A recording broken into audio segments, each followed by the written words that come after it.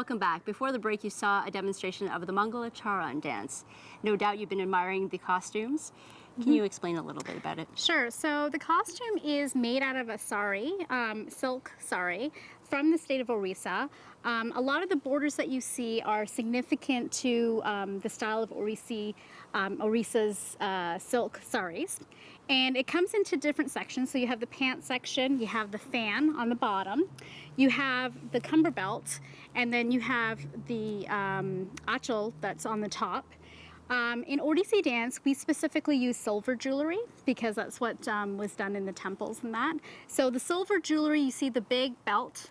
We always wear a big belt. And then you have the arm, the churis on the bottom, the earrings and things like that. What's very significant of Odissi dance that distinguishes itself from other dance forms is actually the tahiya, or the headdress. So you can see there with the headdress, it's made out of cork, it's handmade. In India. It takes quite a few days for it to be made because it needs totally different processes in between to cure it. And it's all handmade of flowers.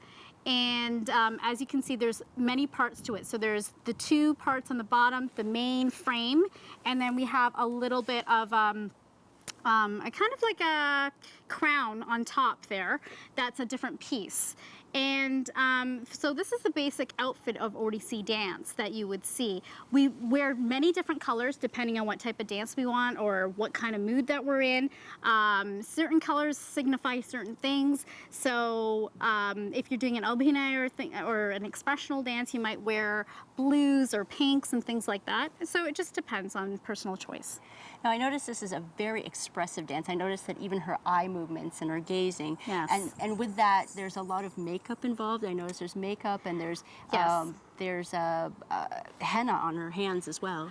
Yes, we don't always wear henna on our hands. Actually, this is the time of Eid, so I think that's why she has her henna on her hands. But sometimes we wear a little bit of alta that we call on just the tips of the fingers.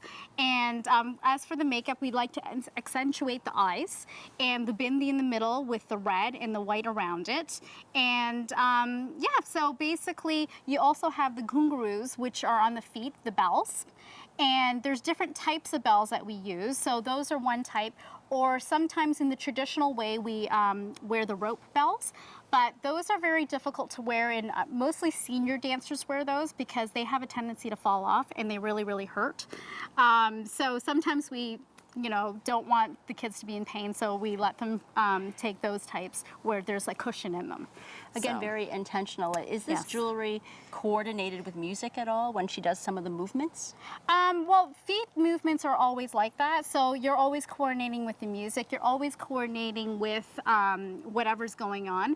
A lot of the percussion instruments, because in Odissi dance we have the mardala, which is a big drum that you do a lot of the feet work according to the drum. So yeah, definitely.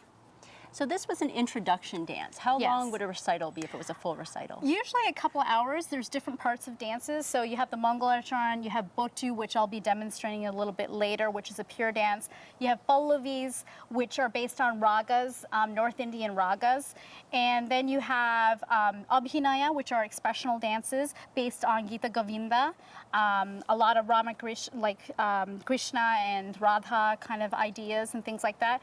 At the end of a recital, you have Moksha, which is basically you end all recitals. Yeah. So you have two types of dance, pure dance and expressional? and expressional So what's dance. the difference? So pure dance is basically no expression, and expressional dance is expression. So showing flowers, showing earrings that you're wearing, showing the eye makeup that you're wearing, looking at the mirror and things like that.